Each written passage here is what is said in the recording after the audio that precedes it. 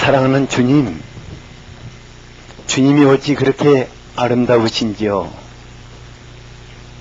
주님, 우리의 찬양을 기뻐하시고 또 이 시간 그대로 우리에게 임하시기를 원하시니 감사합니다. 주님, 사랑하는 당신의 사람들 한 분 한 분이 얼마나 사랑스럽고 소중합니까? 지금 이것을 성령으로 감싸시옵소서. 모든 분들의 주님 성령님으로 임하시옵소서. 감동하시옵소서. 주님, 혹 우리 중에 마음의 고통과 아픔이 있으면은 주님이 안아주시옵소서. 또 마음의 상처와 슬픔이 있는 분들이 있으면은 싸매 주시옵소서. 주님, 한 분 한 분을 안아주시기를 원합니다. 성령 하나님, 당신은 우리에게 말씀하시는 하나님이십니다. 우리에게 지금 말씀하셔서 그 말씀이 우리의 영혼을 살리시며 우리의 인격이 되게 하시고 우리의 삶 속에 나타나시옵소서. 거룩하신 주님, 이 예배가 주님으로 인해서 가장 즐겁고 행복한 예배가 되기를 원합니다. 또 이 시간 찬양대가 올려드리는 이 아름다운 성가를 받으시고 그대로 우리에게 임하시옵소서. 예수 그리스도 이름으로 기도하였습니다. 아멘.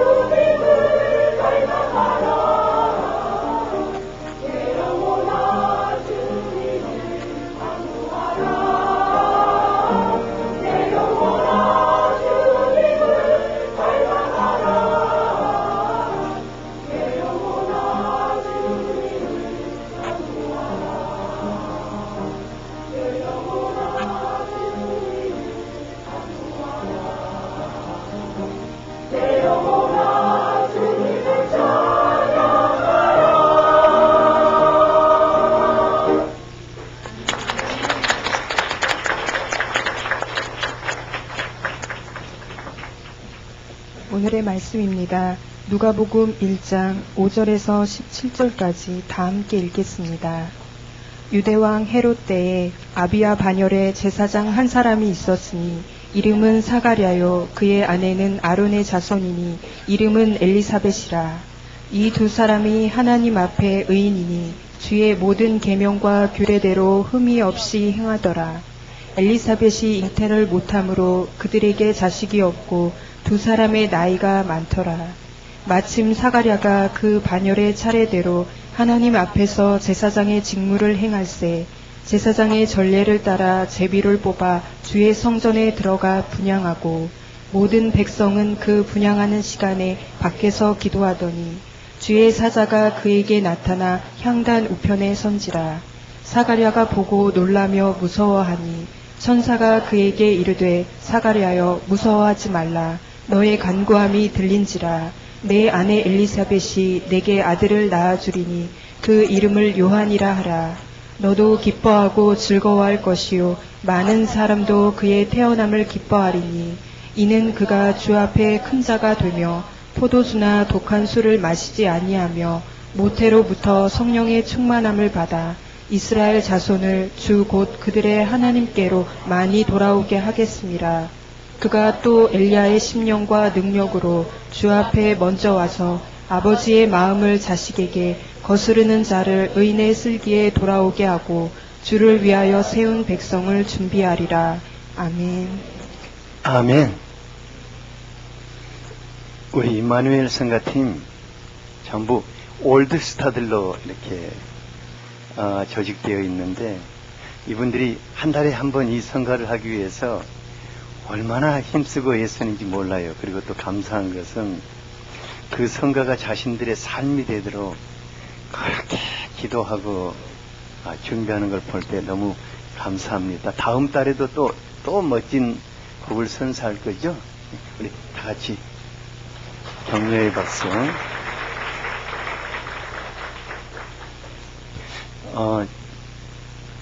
후반기에 누가복음 말씀을 들어간다고 하니까 어떤 분이 그런 얘기 하더라고요. 누가복음 성경 공부 한번 철저히 좀 해봐야겠다. 근데 실은 제가 누가복음 성경 공부를 하고자 하는 마음은 조금도 없습니다. 그래서 누가복음을 들어가는 저의 심정을 주보의 칼럼에 실어놨으니까 같이 한번 느끼시고 그렇게 누가복음이 여러분들의 삶 속에 그대로 펼쳐질 수 있게 되기를 바랍니다.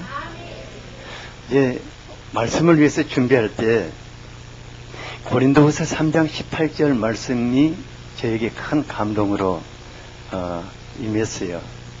왜 누가복음을 준비하는 저에게 고린도후서 말씀이 임하나 하고 궁금해서 기도를 하는데 성령께서 주님과 나 사이에 가리고 있는 것들을 걷어내기를 원하셨어요. 제가 누가복음에 대해서 알고 있는 나의 안다는 이러한 영적인 교만의 수건도 걷어내기를 원하셨고 또 이 말씀이 여러분들 안에 어떻게 매주 역사하는가 염려되는 이러한 것도 다 걷어내기를 원하셨고 또 제 마음속에 제가 과연 한 주 한 주 이 말씀을 잘 섬길 수 있을까 하는 그런 염려들도 다 걷어내기를 원하시고 단순하게 주님의 얼굴만 바라보기를 원하셨습니다. 그러면 성령께서 여러분들에게 그분의 영광을 나타내실 줄로 믿습니다. 다 같이 고린도후서 3장 18절을 같이 한번 읽어볼까요? 시작.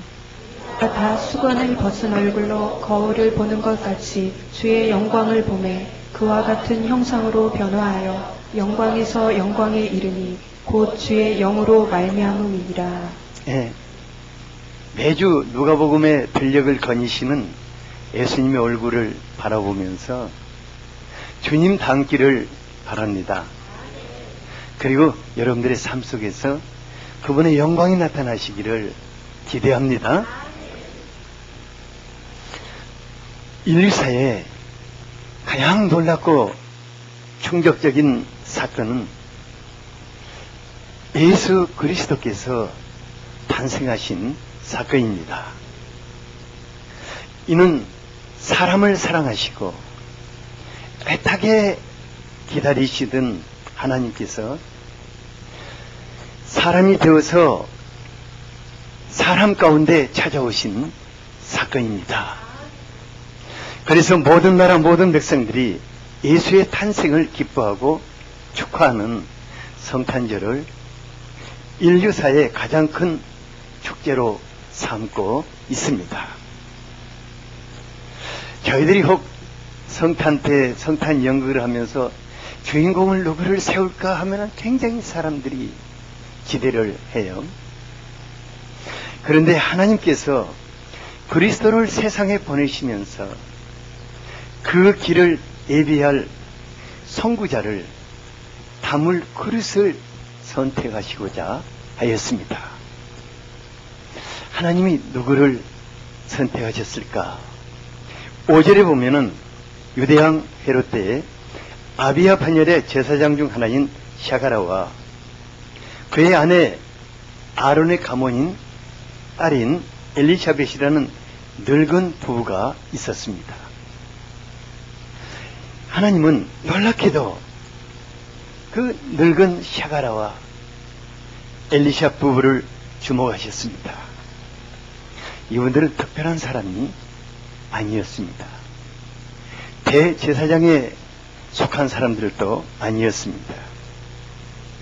당시에 2만여 명의 일반 제사장들이 있었는데 그 사람 중에 하나였습니다. 그런데 샤가라는 대제사장 아론의 가문의 딸인 엘리사벳과 결혼을 하여서 신앙의 명문 가정을 이루었다고 기뻐하기는 했지만은 그 가정에는 매우 심각한 인생 문제가 있었습니다. 실제로 보면은 샤가라의 아내인 엘리사벳이 잉태를 못함으로 그들에게 자식이 없었고 두 사람이 나이가 많아서 늙었다고 하였습니다. 이들 내에는 제사장 가문에서 태어나 제사장의 직분을 감당하다 그 대를 자식들에게 이어줘야 했지만은 이제 축복의 물주기가 자기 당대에서 끊어지게 되었습니다. 사람들은요,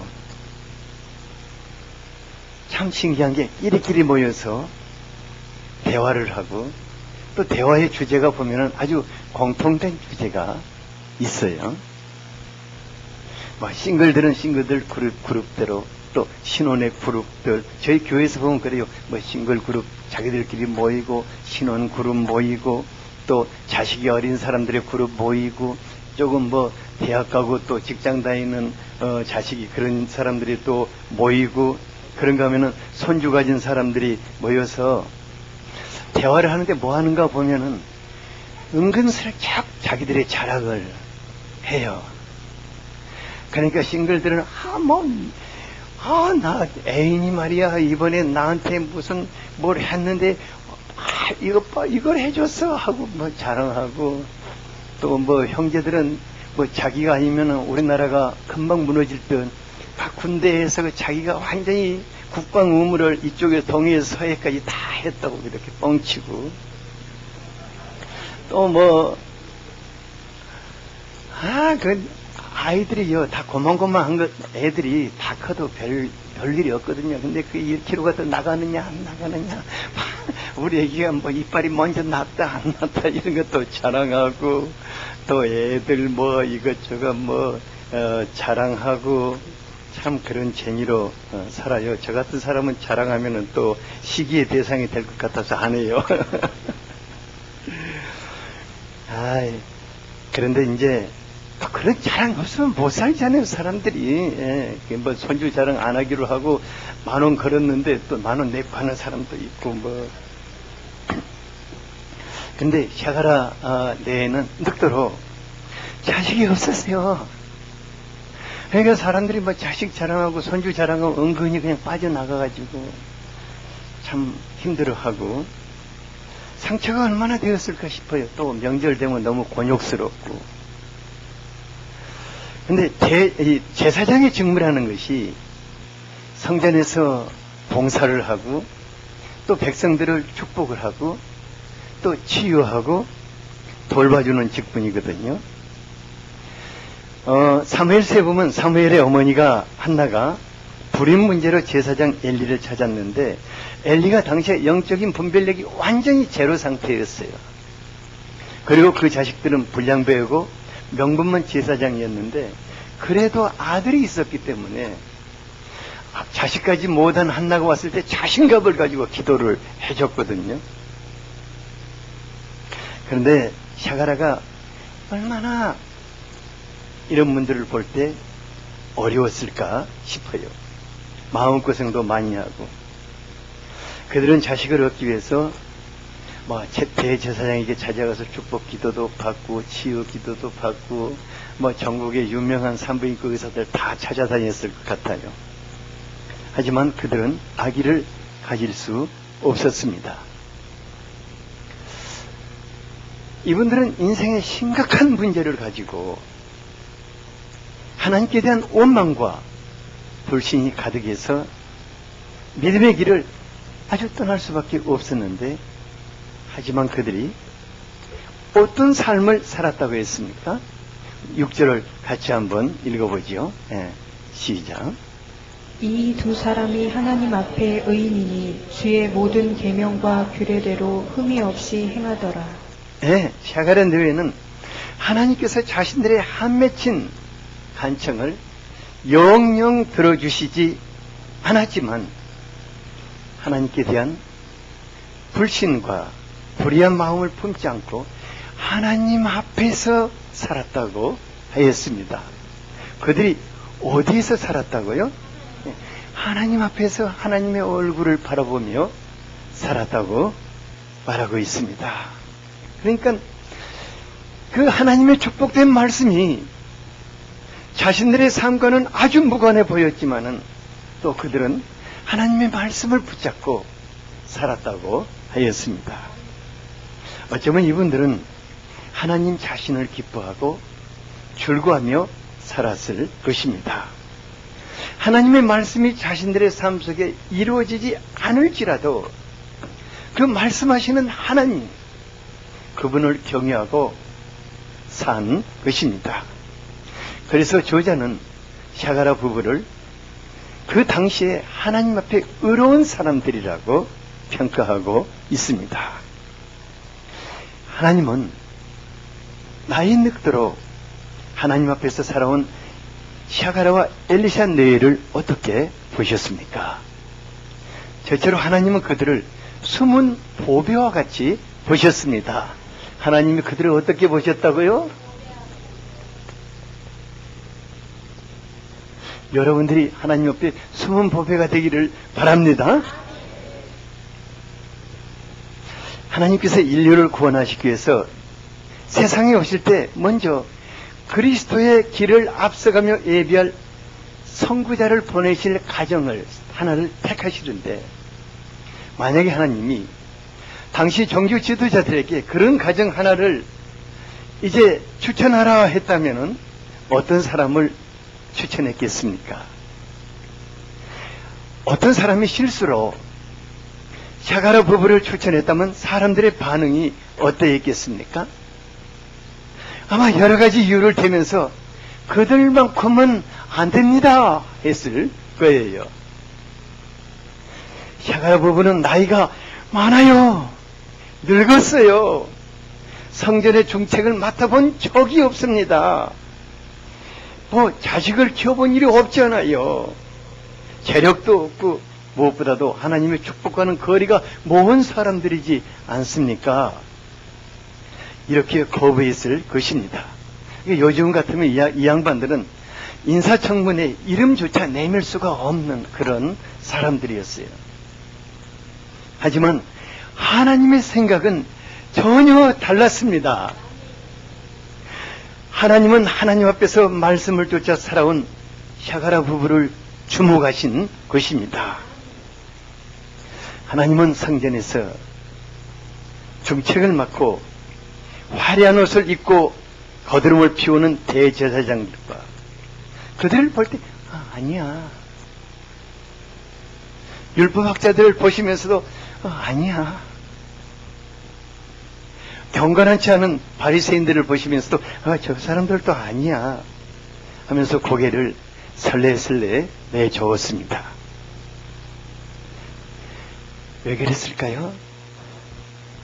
그들은 하나님의 얼굴을 보며 하나님 앞에서 살지 않았기 때문입니다. 그들은 열심히 말씀을 전했지만은 말씀을 붙잡고 살지 않았습니다. 그러니까 하나님도 그들의 얼굴이 기억이 안 나는 거예요.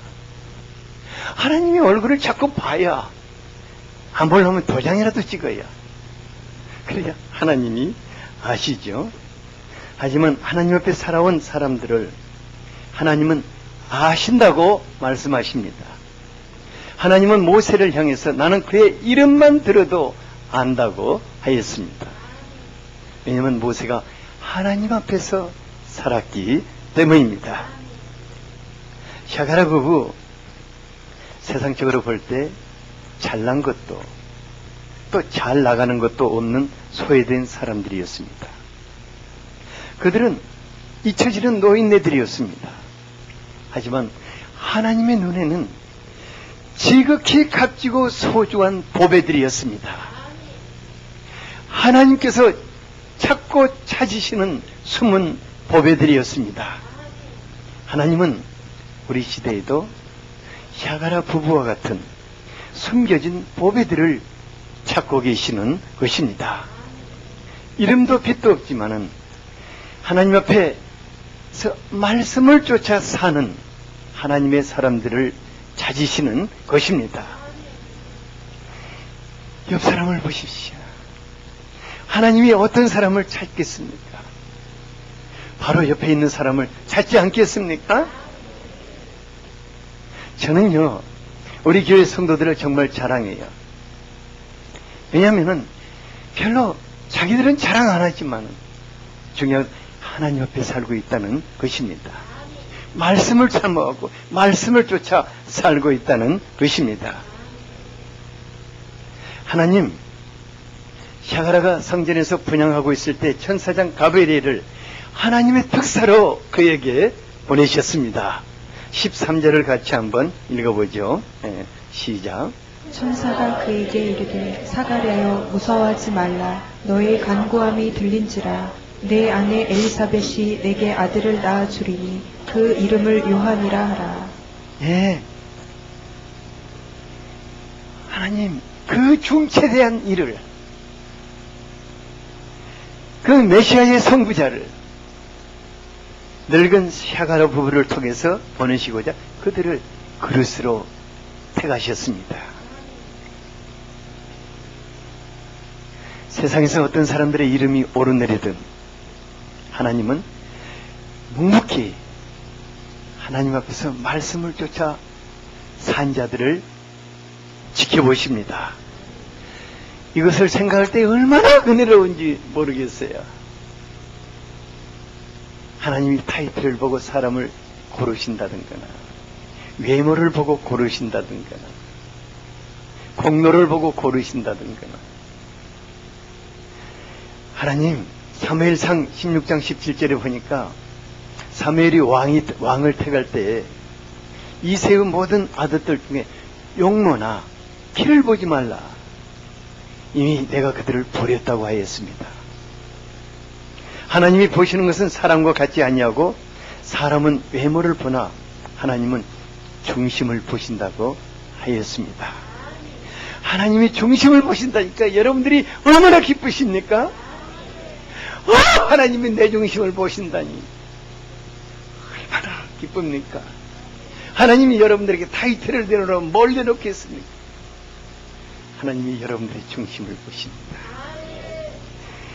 하나님 앞에 눈물을 흘리고 하나님 앞에 살아온 여러분들의 중심을 보시는 것입니다. 하나님은 다른 모든 것보다도 우리들의 삶을 지켜보시는 분이십니다. 옆 사람에게 하나님은 당신의 중심을 보십니다. 당신의 삶이 하나님께 기억되어 있습니다.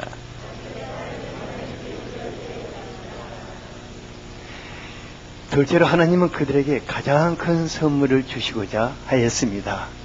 어떤 선물을 주신다고요? 예.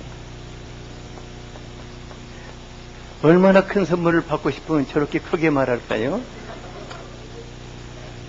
정말. 아마 우리 반집사님은 살아서도 큰 선물 받고 죽어서도 큰 선물 받을 거예요. 다 이와 같이 되기를 바랍니다.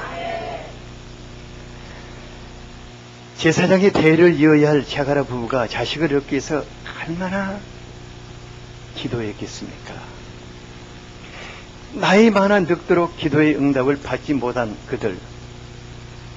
이제 자식을 얻고자 하는 기도 제목을 이미 포기한 지가 아주 오래되었을 것입니다. 제가 어느 날 만약에 그분들을 찾아가서 하나님이 당신에게 자식을 주신다 하니까 지금부터 기도하세요. 그러면 그 양반들이 저를 이상하게 볼 겁니다. 아마 그들의 마음속에는 자신들의 삶을 통해서 하나님께 응답받는 기도가 있고 응답받지 못하는 기도가 있다는 생각이 붙여졌을 것입니다. 기도 생활을 하는 많은 분들의 마음속에 자신의 체험을 통해서 어떤 경계가 딱 있었어요. 이것은 응답받을 수 있는 가능성이 있다. 이것은 응답을 못 받는다. 이런 경계가 딱 그어져 있는 것을 보게 돼요. 저도 목회를 해오면서 기도 응답에 대한 갈등이 참 많았어요. 어떤 때는 기도에 대한 회의적인 생각이 들어서 아예 응답받지 못한 기도를 가지고 계속 부르짖다가 상처받느니 차라리 그건 이렇게 이쪽에다 제껴놓고 싶어요. 이건 아니다. 그런데 문제는 그렇게 되니까 하나님의 약속의 말씀을 제가 담대하게 전할 수가 없는 거예요. 제가 아는 것은 막 외치고 안 되는 것은 그냥 흐지부지 그냥 또 안전해버리는 거예요. 근데 어느 날 이런 제 마음을 아신 주님께서 아주 무섭게 책망하셨어요. 네가 말씀의 종을 그만할래? 아니면은 회개하고 네 마음속에 그거는 그 경계선을 걷어버릴래? 하나님의 모든 말씀이 어찌 능치 못함이 있겠느냐? 하나님 저에게 무섭게 책망하셨어요. 그래서 제가 주 앞에서 아주 심각한 결단을 했어요. 하나님, 제 생애에 그것이 보든 안 보든 하나님의 모든 말씀을 무조건 아멘으로 제가 받아들이고 선포하겠습니다. 그리고 이루시는 것은 당신의 역할입니다. 저는 무조건 기도하고 선포하겠습니다. 당신은 이루십시오. 안 이루는 것은 당신 것입니다. 책임은 전부 다 하나님께 돌리기로 했어요. 이렇게 하니까 제 마음이 너무 단순해지는 거예요. 너무너무 단순해지고 말씀을 너무 설레이는 거예요. 이 말씀이 나에게 안 이루어질 때도 우리 중에 누구에게 이루어질까? 막 설레이는 거예요. 천사장 가브리엘이 사가랴에게 뭐라고 했습니까? 너의 간구함이 들린지라. 내가 아내 엘리사벳이 내게 아들 낳아주리니 그 이름을 요한이라 하라. 하나님은 샤가라 부부의 기도를 계속 듣고 계셨습니다. 그들이 막 힘차게 부르짖을 때도 듣고 계셨습니다. 그들의 기도가 점점 약해질 때도 듣고 계셨습니다. 그들의 기도가 끊어질 때는 하나님이 전의 기도를 마음에 담고 계셨습니다. 그리고 때가 되매 그 기도를 신실하게 이루시고자 찾아오신 것입니다. 이제 여러분 한번 같이 생각해 봅시다. 하나님께서 만약 샤가랴 부부에게 보통 아이를 주시고자 했다면은 아마 그들이 신혼 초기에 아들, 딸 가리지 않고 막 주었을 것 같아요. 한 10명 정도 쌍둥이까지 막 해서 막 주셨을 것 같아요. 하지만 하나님은 하나님 앞에서 말씀을 쫓아 살고 있는 그들 내에게 아들을 주시되 아주 특별한 아들을 선물하시고자 하였습니다. 그러니까 그들 내를 통해서 그리스도를 예비하는 선구자를 보내시고자 하신 것입니다. 그러니까 하나님이 이름도 오래전에 지어두셨어요. 이름도 뭐라고 지었어요? 요한이라. 이름을 오래전에 지어주셨다가 나중에 그 이름까지도 다 주시는 것을 볼 수가 있습니다. 하나님이 여러분들이 그런 선물 주시기를 바랍니다. 우리 시대에요, 자식 문제로 고통하는 분들이 너무 많아요. 제가 이제 이런 말 할 수 있는 때가 됐는데, 자식이란 빨리 낳고 늦게 낳느냐 하는 이런 것은 전혀 문제되지 않습니다. 어떤 자식을 낳고 그 자식을 어떤 사람으로 키우느냐, 이게 중요한 줄 압니다. 우리 가운데는 아직 아기를 갖지 못해서 고통하는 분들도 있어요. 저는 이분들을 위해서 기도하고 있어요. 하나님, 그분들이 기다린 횟수만큼 치어서 세례 요한 같은 아들을 주십시오. 그래서 지금 임신하지 못한 분들은 아주 복된 분들입니다. 왜냐하면 이미 난 사람들은 다 지멋대로 이제 지금부터 난 사람들은 다 세례 요한 닮은 아들을 낳을 거예요. 왜 일어나서 춤 안 춰요? 제가 막말하는 것 같죠? 기왕 자식을 낳고 자식을 키우려면은 큰 인물이 되기를 기대하기 바랍니다. 오랜 세월 동안 기다리고 포기할 정도로 된 기도 제목이 있다고 하면은 자식 문제가 아닐지라도 하나님께 내가 이것을 구했는데 너무 아직도 안 주시고 이제는 줘도 필요 없는 때가 됐을 것 같다. 이런 분들은 기왕 한 번만 주님, 기왕 오래 기다렸는데 큰 선물 주십시오 하고 기대하시기 바랍니다. 늦어지는 데는 이유가 있습니다. 늦어지는 것은 다른 거 없어요. 무조건 하나님께 늦어지는 딱 한 가지 이유밖에 없습니다. 무슨 선물 주신다고? 네. 옆 사람에게 하나님이 당신에게 아직 안 주신 것은 한 가지 이유밖에 없습니다.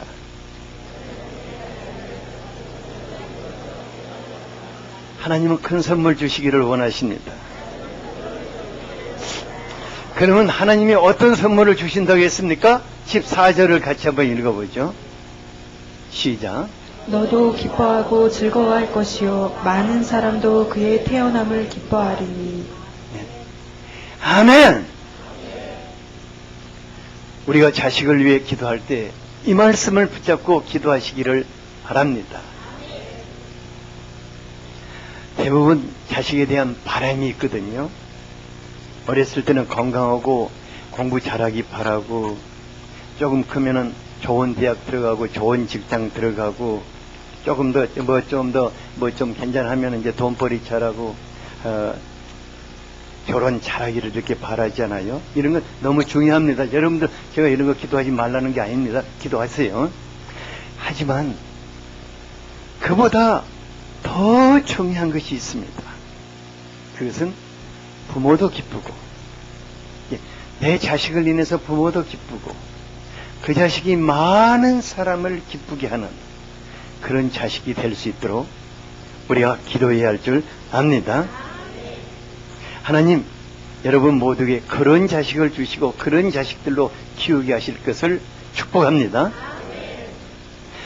제가요, 그저께 그냥 그 전방 GP에서 또 총기 난사 사건으로 몇 명 젊은이들 죽어가는 일 그거 본 사람이 막 가슴이 아픈지 모르겠어요. 오늘 이제 우리 요셉이가 지금 바로 저녁에 갖고 왔거든요. 그래서 내가 그랬어요. 야, 네가 안 죽고 와서 고맙다. 건강한 몸으로 와서 고맙다. 부모들의 마음이 얼마나 찢어지게 아플까 싶어요. 그러니까 근데 우리들 자식이 언제 어디서 무슨 사고 칠지 또 무슨 사고 당할지 알 수 없지 않습니까? 그래서 세례 요한과 같이 모태에서부터 성령의 이끌리심을 받도록 기도하시기 바랍니다. 성령께서 여러분들의 자녀를 감싸서 인도해 주시도록 기도하시기 바랍니다. 그리고 사람들에게 미움받지 않고 사람들에게 싫음받지 않고 기쁨을 주는 자녀들이 될 수 있도록 기도하시기 바랍니다. 어떤 분이요, 좀 꽤 돈 많은 그런 가정의 분이 자식이 하나 있는데 그 아이가 좀 될상 싶고 공부도 이상 하니까 주변에 공부 못하는 자식 애들하고 전혀 만나지 말라고 그랬어요. 너는 아이고 공부 잘하는 애하고만 놀아라. 그런데 공부 못하는 아이들이 화가 나가지고 그 아이에게 돌을 던졌는데 그 돌을 맞고 죽어버렸어요. 공부 잘하니까 미움의 대상이 되는 거야. 시기의 대상이 되고 미움의 대상, 기쁨을 못 주는 거야. 다른 사람들이 못하는 아이들에게. 그러니까 여러분들의 자녀들이 학교에서 못하는 아이들에게 기쁨을 주기를 바랍니다. 기쁨을 줄 수 있어야 합니다. 아무리 해도 집에 가서는 나는 공부 못하는 아이들하고 놀지 마라. 그러면 돌에 맞아요. 기쁨을 주는 아이들로 키우기를 바랍니다. 옆 사람 봐가지고 자식 있는 사람이면은 기쁨을 주는 자식으로 키우세요. 제발 기쁨을 주는 자식으로 키우세요.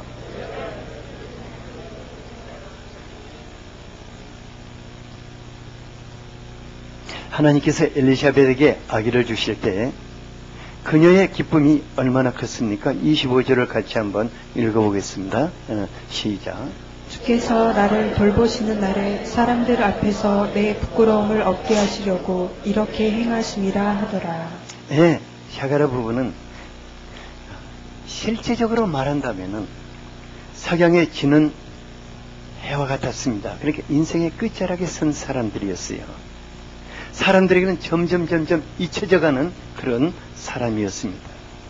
그러니까 찾는 사람도 없고 찾아오는 사람도 없고 자식도 없고 그러니까 두 늙은이가 주름진 서로의 얼굴을 쳐다보면서 그냥 어둡고 불안하게 하루하루 살아가는 거예요. 하지만 하나님이 이들을 돌아보셨다고 하였습니다. 하나님의 그 노부부를 돌아보셨다는 것은 그들의 삶 속에 뛰어드셨다는 것입니다. 그들은 상상도 할 수 없는 특별한 일을 하기 위해서 그들의 삶 속에 들어오셨다는 것입니다. 이는 마치 석양에 지는 해를 중천으로 끌어올려서 마치 새 인생을 시작시키고자 하는 그 놀라운 것과 같습니다. 엘리사벳은 자기 인생을 돌아오신 하나님을 체험한 후 하나님께 대한 믿음이 더 깊이 생겼습니다.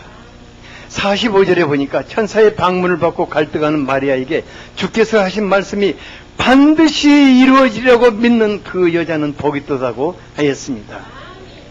성령 하나님 이제 여러분들에게 매주 한 주 한 주 누가복음을 통해서 축복된 말씀을 주실 것입니다.